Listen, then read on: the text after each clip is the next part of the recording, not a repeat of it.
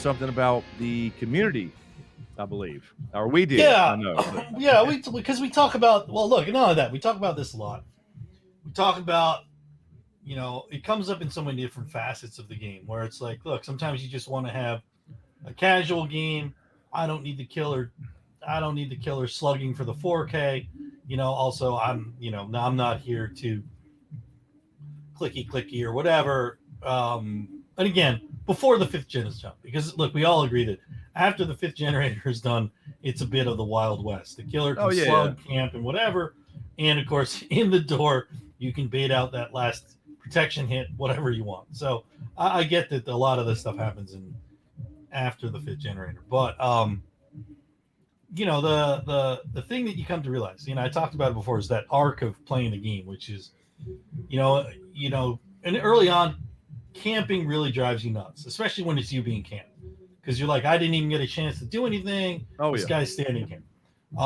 As you play more and more with other people, hopefully, particularly in a Swift, it's like, look, buddy, yeah, you're taking one for the team, man. Sorry, but we're all going to get out. Be happy about that, right? And you kind of learn to see the silver lining, which is, look, if I can just sit here and run out the first, whatever it is, 30 seconds on hook, struggle for the next 30 seconds. No, a minute each. You can. Sorry, a minute each. Okay, so if I can run down 2 minutes after hopefully spending 45 seconds in chase, 3 minutes for 3 people doing generators is more than enough to get probably all the generators done. I mean, Basement Bubba in particular, if you can get the generator near the shack done, kind of the second you realize it's a Basement Insidious Bubba, and then all the other generators are spread out at the other side of the map, there's not much he can do. He's probably getting a 1K, maybe a 2.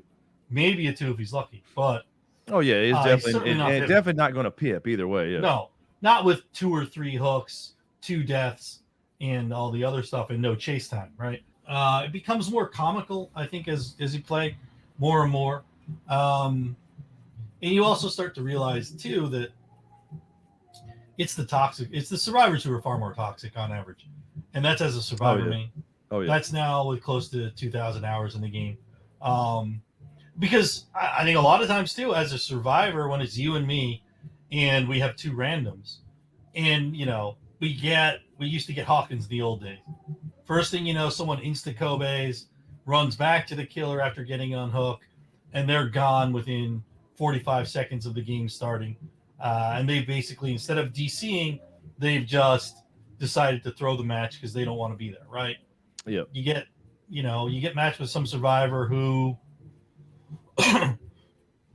plays like a pussy, for lack of a better word. Just runs around the edge of the map, constantly self-cares, doesn't really go for unhooks. All of a sudden, at the end of the game, manages to run the killer for a minute and a half when they're forced to, because there's the only person left, right?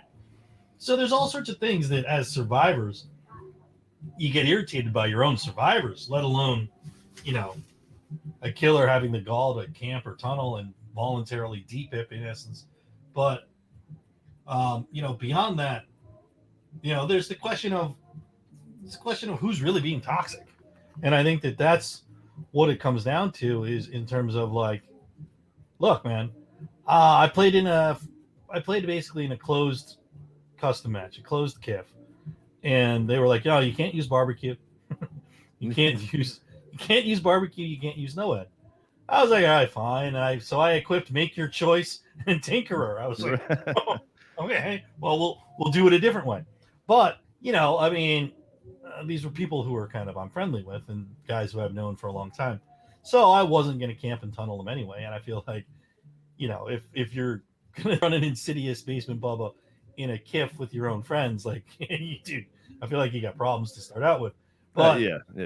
But what I didn't get to tell him was, like, look, I won't tunnel you, and this is like something Spook and Jukes and a lot of other people say. It's like, look, I won't tunnel you as a killer, but if I chase someone off a generator, you can't rotate in. No, you can't tunnel. That's gens. Right. That's right. Don't tunnel gens. No. No.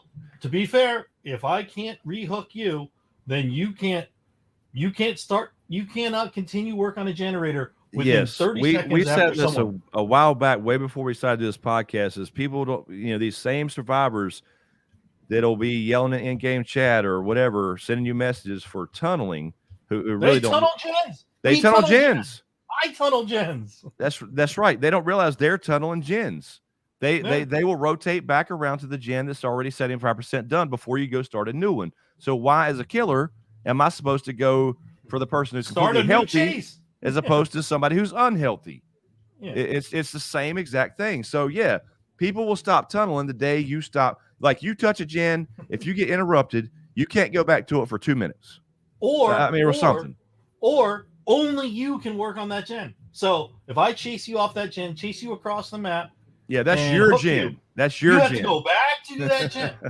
Yeah. Oh, yeah. No, exactly. So I mean, I think that as you keep playing DBD, you get to the point where you understand the frustration and you start to see both sides and you kind of take it for what it is, and you understand it's still a game, right? It's just a game. This is not real life. And you accept that and you move on, or you quit the game. And there are a lot of people who quit the game. They do. And that's their choice. And that's because they see this as a frustrating thing. And some people take it personally. Why am I always getting tunneled? You know, whatever. You hear it all the time, like, oh, I just got the TTV treatment. I tell you what, dude. Yeah. I recently added TTV. I don't think I've been tunneled intentionally once. I mean, you know, I still haven't been stream sniped. So I'm looking forward to my first stream snipe. But, like, I don't see that the TTV treatment is a real thing as a survivor. But anyway, so what is toxic behavior? What is really toxic behavior? I mean, I think toxic behavior goes into the lines of what we were talking about earlier, which is things that don't actually get you more blood points or help you escape faster or help you kill faster, right? So a killer doing the whole nonsense with the, you know, I'm going to carry you to the hatch. You think you're calling to the hatch, and then we're going to close the catch. That's unnecessary. You've already won. Yeah. Win the game and go. Same thing with, with the teabagging. It's like you drop the pallet, the teabagging. You can stand there and look at me to see whether or not I'm going to break the pallet. You can stand there and wait for me to time the flashlight blind on a break of the pallet. You can wait there, standing there, and time it just as easily as you can teabagging. The teabagging, again, is something that doesn't really, in the strictest sense of the word, doesn't have a role in the game. I'm not saying it doesn't have a place in the game, because I don't want to cite judgment to it, but from a very, very points and escape and doing generators, or as a killer, killing people and ending the trial perspective, if it doesn't contribute to that, you're just showboating. You're doing whatever you can, and showboating, trash talking at a certain point then goes into griefing and bullying. Right. And the funny thing is that I would say that most of the things killers do to grief and bully actually end up costing them. So I'll tell you a couple good examples. Killers who like to hit you on the hook. Do you realize that if you hit me on the hook, there's a cooldown? Do you know how many times I've gone in with borrowed time to unhook someone because the killer just took a swing at a person on the hook? It's like, okay, if you want to be immature and showboat and grief, then you understand it's going to cost you. So don't do it. Now, I would also tell you that, like, the clickies with the flashlight, I mean, again, the people I play as killer aren't good enough to be doing this. And by the way, most killers will tell you, casual as they are, as survivor-oriented as they are, if you're gonna be a dick about it, I can kill you as killer. That's what this game is about. I can let you go. I'll let 3 out of 4 people go. I'll also maybe hook the person who was the one person doing the clicky and the teabagging. You think it's funny? Fine, okay. If it's crossing over, you're just being irritating, dude. It's like, and that's the other thing too, is like, there's a little bit of responsibility there too for like someone who intentionally tries to loop the killer in an aggressive, assertive way and takes joy out of fucking with the killer to like, hey, look, if I can run the killer for 3 generators and then you down me, hey, your choice to waste the time, not mine. And I look at it like, hey, the team just scored the touchdown. I didn't score the touchdown, but I did the blocking and tackling. So, hey, I'll take that as a victory for the team. So, you get into like the concept of content, right? We talked about that earlier. Are you doing something to provoke a reaction for content? Because at Right. the end of the day, you want eyeballs, views, and money. If you're doing it, that's like Playboy models being like, I can't believe guys just want to stare at my body. It's like, I believe you're being paid for Yeah, people to stare at your body. I Like, believe so. It is so like, that elicits a certain reaction when you wear that or not yeah, wear that. And yeah, and it sells things and makes you money. So I mean, you know, particularly recently, obviously there's been some chatter, um, streamers getting into arguments over whether or not their play style is provoking someone or they're just making a play style that they want to open a discussion about what is toxic, what is not. And at the end of the day, yeah, if you're doing it and you're saying, look, I'm provoking it because I want to get these questions asked and I want to show people who are entitled survivors that what they're doing is actually worse than what the killers are doing. And I wholeheartedly buy into that and I agree with that. But to then also turn around and kind of be like, I'm not trying to provoke anyone. Whoa, whoa, whoa. You think I'm trying to poke the bear? And it's like, no, you're poking the bear through the fence because you want to see what the bear does. And right. then when the bear does something and you make a YouTube video about it, whether or not you're doing it to like help reform a person who's toxic, or you're doing it to, some people do it to like, hey, let's make fun of this toxic, salty survivor. And there are plenty of those YouTube videos. It's like, Spook and Jukes, I would just say, like, look, I'm not saying you're doing it to provoke someone, but I think you're doing it knowing that you're going to elicit a certain set of responses. And those set of Sure. responses are what you want to address. So just say it that way. It's like, look, I don't make the choice to make survivors salty. I put them in a situation where they have the choice to be a dick about it or not. But what I am doing is provocative. I'm poking Yeah. the bear at a certain level. And be okay Yeah. with that. And that's fine because I really think that a lot of the stuff that he says is on point. Most Oh of the yeah, time he yeah, says stuff I that agree. I agree with most of everything he says. He's like, his whole thing is it's just a video game. There's no reason to act like that towards a video game, and yeah. camping and tunneling, even the legitimate camping and tunneling by definition, is a perfect legitimate strategy. And I Yeah. agree with all that. But at the same time, you also can't be a gatekeeper on how people react to you. Yeah. No, that's It's true. not your job to kick everybody off Twitch who said a bad word or gets pissed off. And again, and then going, and it's really what's weird to me is, yeah, and these are really for the most part small streamers. And again, he shows love to other streamers too who take his little, like he does the trolling as a level 20, Dwight or whatever. Those are hilarious. And then he features the people who took that in a good way or was a good sport about it and shouts them out. So by no means it's just some attack on Spook and Jukes. I like the dude. I like his videos, and I agree with his philosophy. But at some point, it becomes now more recently is these people should be banned because they don't act the way I expect them to act. Well, I think he said the word cancel even. He said cancel. Yeah, that's Twitch's job, and it doesn't matter if you don't like the words somebody said or what they told somebody to do. And whether they act like that all the time, maybe their audience, and maybe it's a front, maybe it's a character.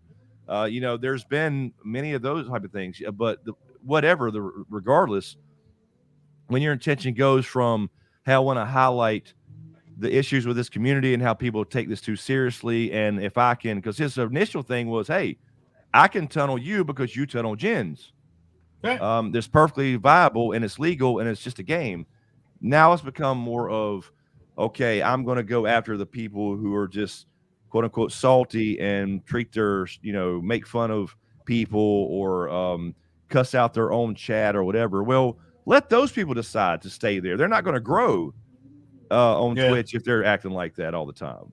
And we Well, don't know how they act all the time. And I'm not going to do investigating and reporting and watch, 8, 9, 10 hours of streams to see. It's just not that big of a deal to me.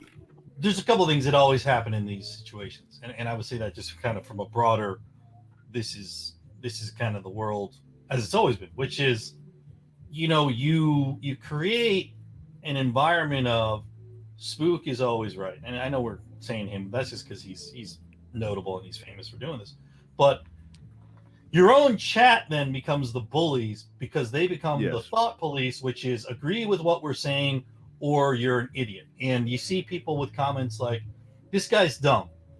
This guy's wrong. This guy is only opinion based, not fact based. It hurts me to listen to this guy. Like stuff like that, where it's like, Yeah. you know what? How about this? Let the streamer, let the on air talent have it out with the survivor who just came in. What we don't need to hear is you jumping on the bandwagon, anonymous user Big Daddy 6274. We don't need to hear you chime in about your thoughts about the guy who's having an argument with the streamer or a discussion or whatever it is. They're clearly having a disagreement. Let them have it. What we don't need is you're doing exactly the same thing. What you're doing is you're jumping on a bandwagon.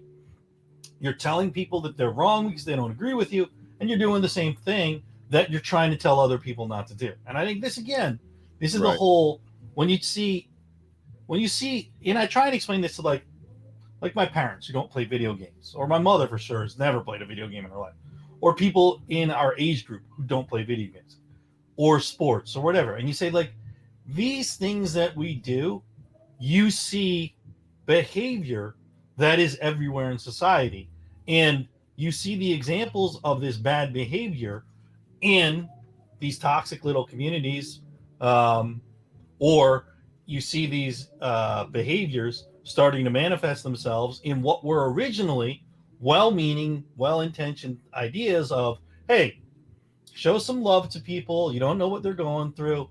Right. Yeah. I'm going to play how I play, and I'm just playing a game. I'm not cheating. I'm not stream sniping.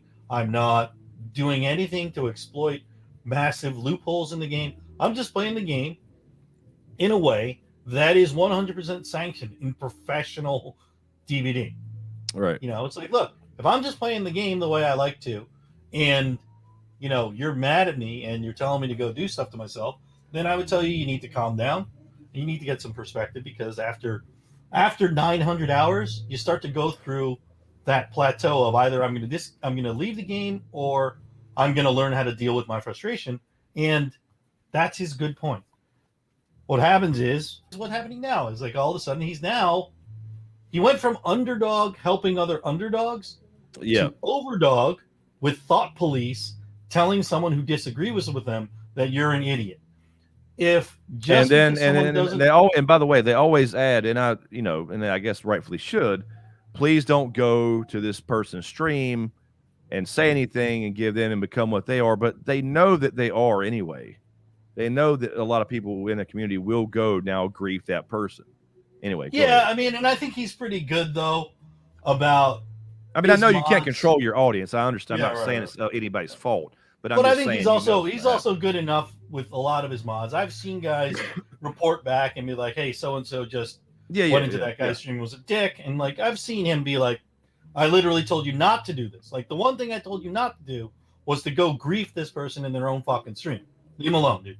So it's more that like it's just this concept that like again, if a bunch of people agree something together, then anyone who disagrees with you is wrong. And and now it's just like, I'm the gatekeeper. I'm the community standards. And it's Twitch that's really the community standards, but the extension to where we are as a society is like, look, there's a reason there are very few limitations on free speech legally. And the reasons are that no one, the federal government, the Constitution included, don't want to be the arbiters of what is tasteful and distasteful. By definition, anything that I say that's funny, someone's going to think is distasteful. It's just the way it is. Humor, comedy at its essence is supposed to make you uncomfortable at some level because, look, there's grains of truth. There's something in there. And like, there are things that a lot of people, I think any good comedian will tell you that a lot of their comedic material and a lot of their comedic outlook on life comes from real life struggles, difficulties, problems, dark times, etc. And some people will go inward and take that as depression and kind of sink. And comedians, a lot of these guys took all that nervousness and anxiety that they had as kids or still have as adults, and they turned that around into something that people can laugh at. Because when someone's laughing with you, you feel at ease. Everyone feels at ease. You feel like you're making someone feel better. But you know, that's humor. That's a whole different thing that now needs to be monitored and or canceled if it's not appropriate. But also, you know, you're seeing this again. You see this. You just see the parallels. You see the parallels in the group behavior in any big streamer's chat. Any big streamer, they've got their stream mafia in chat that will make fun of someone, that will decide when the new person is a troll or when the new person is cool. And that's the mob mentality. And that's just as bad and almost as uncontrollable as anything else. And so now you get into a position where he's not the underdog fighting for underdogs. He's got his own little mob. And his own little mob is now the judge and jury of what's right agreeable. And I think, you know, I don't look, hey, good on him for trying to get people not to tell other people to go kill themselves, but going out of your way to get someone banned from Twitch and canceled, etc. It's like, you know, I would say the same thing about like Ben Affleck giving me financial advice. I'd be like, bro, this is not your area of expertise. Yeah, and you're specifically talking about spooking jokes. I mean, and to his credit, he did the video of Matthew Santoro, who is a horrible person, and I agreed with everything. Or what may have changed. May have, but we don't really know. But on stream, at least, he has. Yeah. And, you know, and so he did that, and then now has since taken that video down or whatever, because, you know, people were seeing that and still think he's like that, and apparently he has changed in a better way. Good for him, good on him. But you know, it's just at some point you got to stop the gatekeeping in the sense of this guy's bad because he says these particular things that I don't find appropriate, so therefore he shouldn't be on Twitch. You know, you can say bad, you know, and going into what you were saying, that's why I don't believe there's no such thing as hate speech. Hate speech is free speech. Now, again, we're not talking about the issues of private companies. It's Twitch's terms of service, whatever. But, you know, you can say a horrible thing and not be, you know, some irredeemable asshole. It could just be you could have had a moment. You could say, like, by the way, telling someone to go kill themselves is not illegal. It will never be illegal. There's no question. Yeah, it's a shitty thing to say. Oh, no, but yes. Is this something you should tell people on a routine basis? No, not if you want to. Right. Not if you want to interact in regular society. No, you shouldn't. But again, let's remember this, folks. There's nothing illegal about it. So what you're doing now is you're trying to stop people from behavior that you just don't like. And at the end of the day, you should be very careful when you start telling people, I just don't want you to do this because I don't like it. Well, how about this? Yeah, there are plenty of people who feel very strongly about pineapple on pizza. Yeah. It's not illegal. Okay. But you shouldn't do it. You shouldn't do it. No. You shouldn't do it, probably, you know, but point is there's nothing illegal about it. So no matter how much you feel about it and have strong opinions, like, guys, A, it's not your job, and B, it really is no one's job at the end of the day. Just because you don't look, hate speech, offensive speech, that changes with the times, man. Yeah, and you know, right. And let the market work itself out like it always does. If somebody's consistently saying those things, they will be taken care of by Twitch at some point, because their viewers themselves, their own viewers will report them or whatever it's going to be. Because it is a private platform. I get all that, but it's not anybody's job to say who and who should not be on the platform other than the fucking platform. Yeah, and not only that, we all know the platform at the end of the day is about making money anyway. That's why Amaranth has been banned 20 times. Exactly. And still gets back on Twitch. They're not going to apply the rules equally anyway. I mean, some small streamer who says a bad word one time because he got pissed off in a game of Dead by Daylight, sure, they'll dump him, but they're not going to dump hot tub girls. Exactly. I mean, you know, because they just created a new category for them. Hot tubs. Went from just chatting to hot tubs. And I tell you, it's not you and me sitting in a hot tub having a beer, having a chat with our viewers. That's literally not what it's literally not what is on that channel. Exactly. It is. So it anyway, is girls. So the point being that You know, some people consider that inappropriate on Twitch because Twitch is supposed to be a video game platform. But no, there's a just chatting in a hot tub stream category, which is fine, but nobody's attacking that. The whole thing is you start drawing these lines in the sand with what is acceptable and what's not, and all of a sudden you turn around and, you know, I think I said this earlier. Look, the road to hell is paved with good intentions, and most people don't understand the very, very point of a slippery slope. Like, it's like, oh, fine. Well, 95% of people think that this word beginning with N, banned, cannot say it, will get you thrown off Twitch immediately. Well, what if, like, I'm like, well, you know, why is Oriental still acceptable? As an Asian American, I don't get offended by this. I never will. And I don't understand the hullabaloo around Oriental being offensive, because there's Occidental, which means Western and European generally, and Oriental, which means Eastern and non-European. There's a university called Occidental University. If you're going to ban Oriental, then you have to ban Occidental University. Yes, right. By the way, you ever heard of a company called Occidental Petroleum? Yeah, that used to be a thing too, okay? You know, it's just all of a sudden you can be offended over everything. But again, offensive is not enough reason to cancel someone, okay? And then don't even get me started on the fact that... You know what happens when you get offended? Nothing. Zero. Nothing happens. Well, look, I mean, you know... And again, look, we're not certainly don't agree with what, you know, these extreme, they're pretty extreme cases of somebody saying, you know, go undo yourself, or, you know, these things. I mean, it happens, and it's shitty to say, and certainly don't agree with these particular words we're talking about. But the point being is that when you start down that slope, like Mizuma's saying, it's not going to end up anywhere good, because then there's going to be another word to add to the list, and another word, because you know how they've changed the meanings of everything, the definitions. Someone's going to always be offended by it. And again, like, there's no such thing as community standard policing in free speech. There just isn't.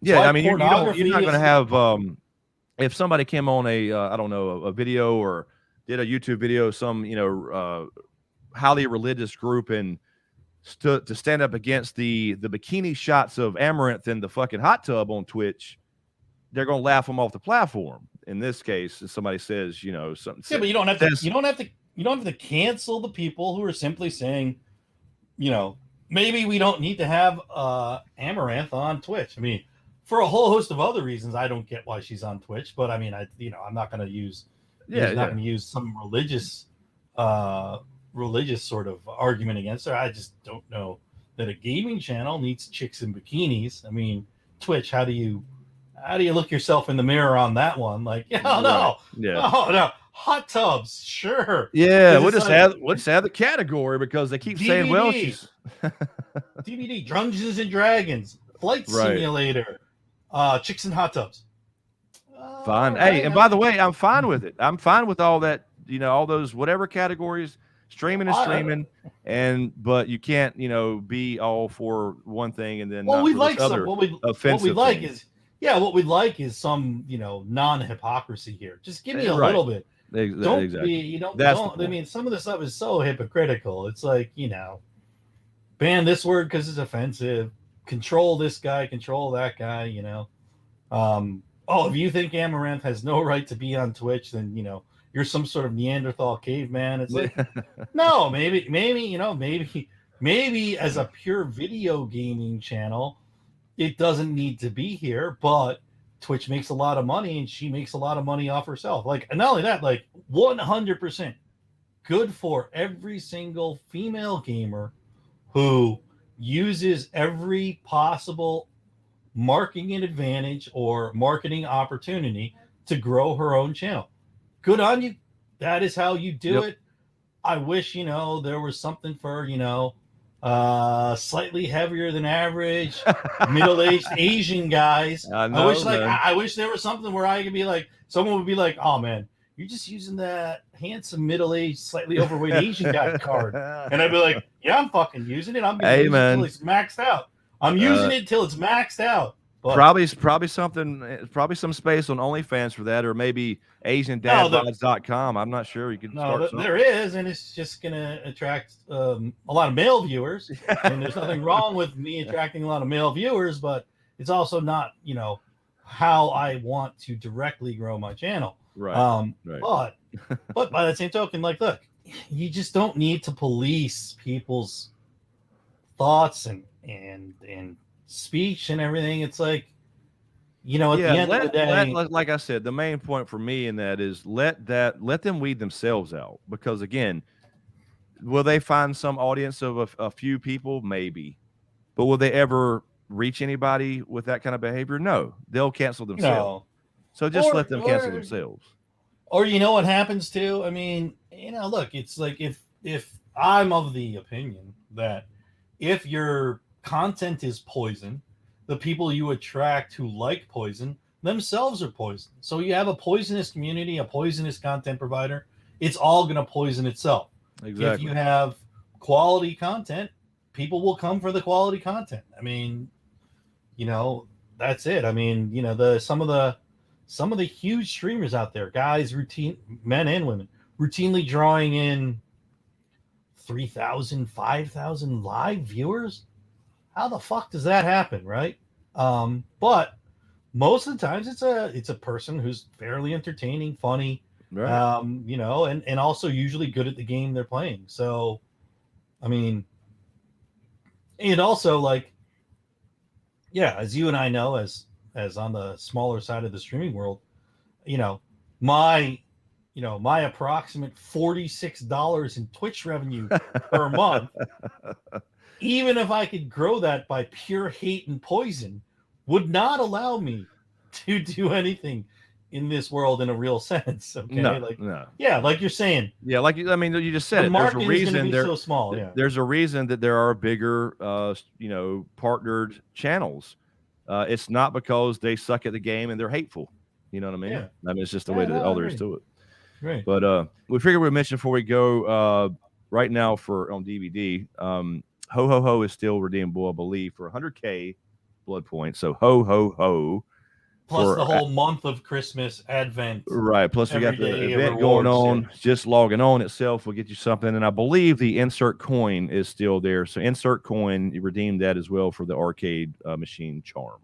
I believe those are the only two currently active codes that hadn't expired already. But and not that it's on topic at all. Fortnite Chapter 3. But anyway. Yes. I actually played that today. Yeah, I saw. I played a few games today. Not many. I'll go get my umbrella and see, but I did get the Jordan skin because I got to have the shoes, man. Yeah. Well, I mean, he's no Morgan Freeman. No, I think we all know he's no Morgan Freeman. No, I gotta get this new Air Morgan 11. The Air Morgan Classic, man. Yeah, they're dropping. When he had that double three-peat in Chicago, man. That guy was awesome. The GOAT, dude. The GOAT. By far. Goat, bro. But anyway, we'll throw this up on the gaming channel. We might cut this up, whatever. I'll put timestamps for everything as well. And we'll do it again. Yeah. So at the end of the day, the takeaway in a few words, what's the takeaway for you from these two hour-long segments of podcast? Because I know what mine is, but what's yours? Takeaway is essentially what it has been for a while. They're going to have to really address this balance issue that's ongoing. And now I think while again, I like the Boone idea, another aspect to the game, it's really making the divide even worse, in my opinion, at least with these essentially safe zones. Mm-hmm. And people will make the argument, well, it only takes a second to snuff it out. Yes, but by that time, you may have lost 4 chases because of it. You got to find it. You got to realize where it is. You got to be in the area anyway. Which, by the way, they're going to kill their own game. That other thing doesn't work. And we're saying all this because I love this game. I started playing when it came out, and I do enjoy the game for the most part.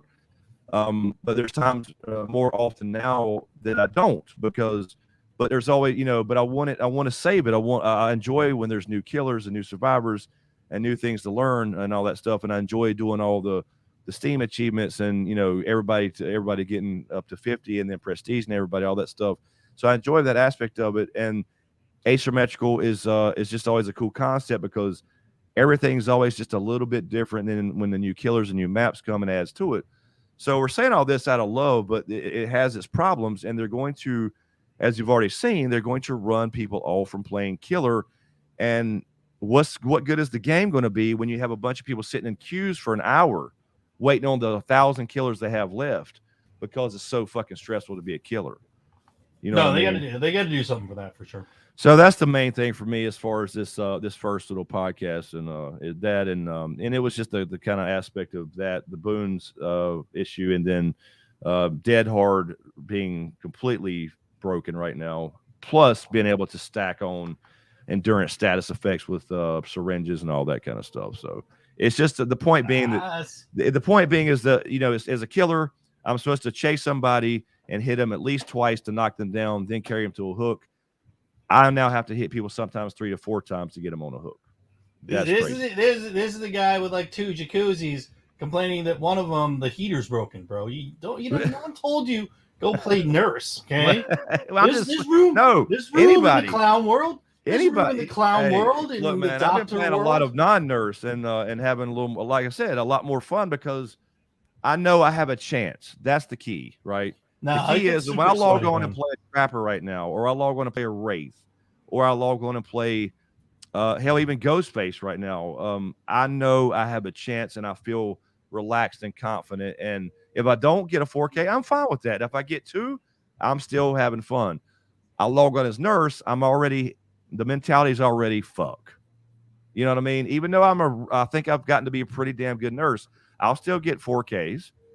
But then it's like and the MMR shit is ridiculous. We'll talk about that again another podcast, the whole MMR thing. And I don't like this whole rank, this grading thing where I have to grind again every month if I want to stay in the red ranks, because let's not pretend that while the ranking system certainly was broken, it is indicative of some skill. They just said, well, if you play long enough, you'll get to rank 1. No, you won't. You have to do enough. We know how the PIP system works. Back in the old PIP system, you had to be very careful in rank 3 and 2 how you managed your PIP game. You really did. You did. And for better or for worse, it affected how you managed your PIPs because you didn't want to D-PIP, and they give you the achievement for getting rank 1. They give you the achievement. And there is a certain amount. Doesn't mean you have to be you're a great top tier player, but you do have to have a certain because just the basic. Even though I don't agree with everything in the emblem system works either, we'll have to get into that another time too. Obviously, there's problems, but you do have to do a certain amount of things besides just walking out the fucking door to get a PIP, and that is indicative of at least being probably more skilled than your average. I don't know, blue or green rank, obviously. Yeah, no, if you can get good points in altruism by doing whatever, good points in chase, good points in gens. And you can live. No, I think that's a well-balanced. If you were low purple or anywhere in the red, is indicative that you're probably a lot more skilled than the average rank 20 or 17. Let's just be real. Yeah. So anyway. there's something to the MMR, and there's certainly things they could do. I think from a data perspective, you're talking about casual versus competitive. I think that look. You get a lot of flashlight saves off a killer. If that is a big stat that you have, it tells me that you're an aggressive player who plays around the hook, and you probably should be sorted into more competitive games. Or you should have the ability to choose a competitive scenario. I don't know that I would ever play a casual game if blood points didn't count, but maybe competitive games you have a 2x multiplier. So you have there's exactly. You have there's things they could try. You have an incentive to play a competitive match for the greed, but for the rest of us just playing a casual match, I think that 1 times points, normal points is fine. But hey, if you and I are like, hey, let's step it up today, let's go for some sweat, but we get 3x points, then I would say every now and then, let's fucking do it. Yeah, exactly. And it gives you the option every time to if I want to go in and really be really competitive and I'm really, you know, have to focus, and I can't ever look over at chat if I'm streaming or whatever because I'm so hyper focused. I can choose to do that.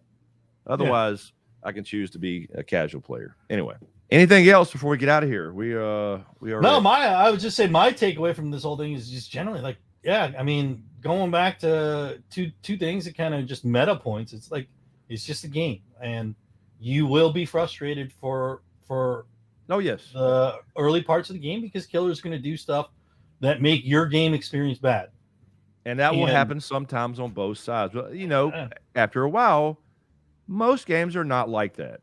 No, you know, for the most part. No, I know, and I think also you get perspective too. You're like, great, you know, a Neo with a flashlight clicking at me. All right, yeah, and what I would say too, you know, because you know, there's going to be people that disagree with things, and that's fine. That's what we're here for. All opinions are welcome. I would implore though any survivors coming in to say, you know, that it's not, you know, balanced or whatever, and it's not unbalanced in favor of survivors. Play killer past the first couple ranks. I'm not saying.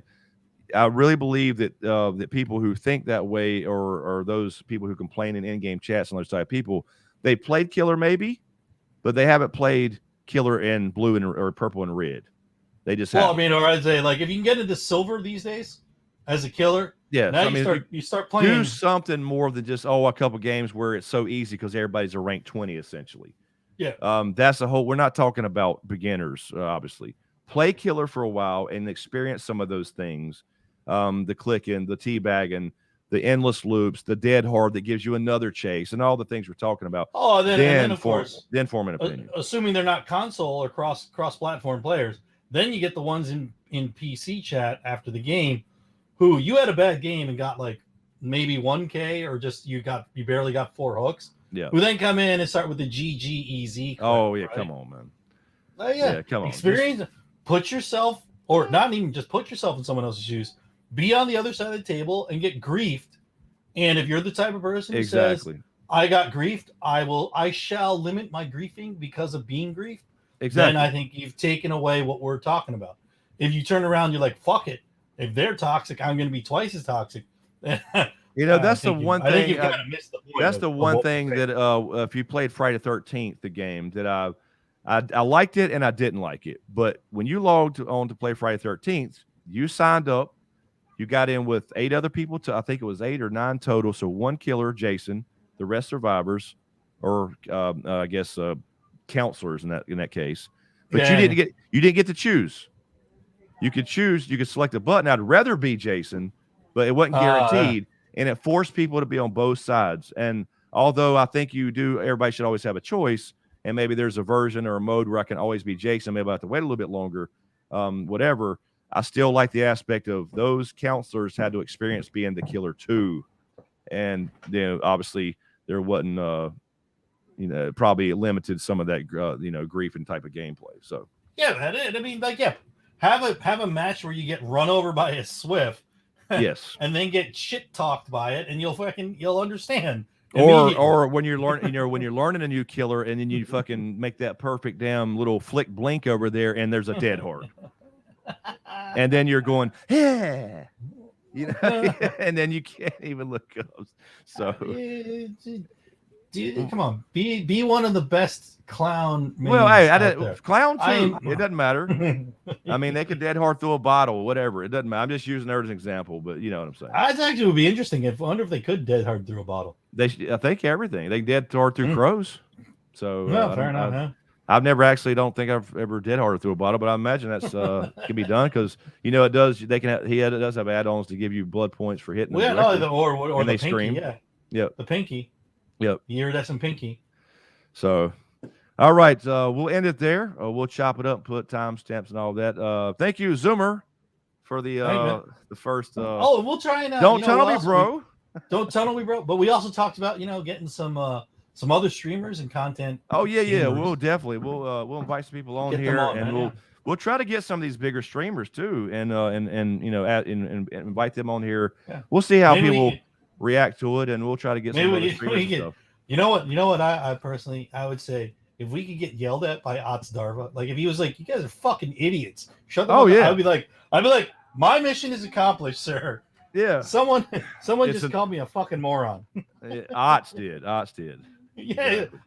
Yeah, no, we'll try to do that. We'll try to do this. We'll try to do it like a weekly thing. If they're, obviously they'll normally be shorter. I'm assuming we had a lot to cover in this first one, but we'll try to do that. We'll definitely have some other streamers on and talk about some of these issues, get their perspectives, and then we'll try to get some of the bigger ones too and see if they'll agree. Maybe we can get Spook on here to talk about his perspective on some of this stuff we were talking about. Yeah. Well, and also, man, I think also we could do like a little because you and I play enough matches together. We could do a little 10-minute stuff about like weird shit we saw. Because we've seen weird shit. Oh yeah. And we could ask another thing. We could do other segments. Killers DCing for no reasons. We've gotten so many of those. Oh God. I mean, booping the snoot. I just wanted to play a game, not meme. Yeah. So we'll save that for next time. We'll tell the boop the snoot story. Yeah. We got stories, plenty of stories, and we'll have more. We have them about every night, at least one story a night. How about the 4-man Swift with the map offering? Nah, fuck that shit. Yeah.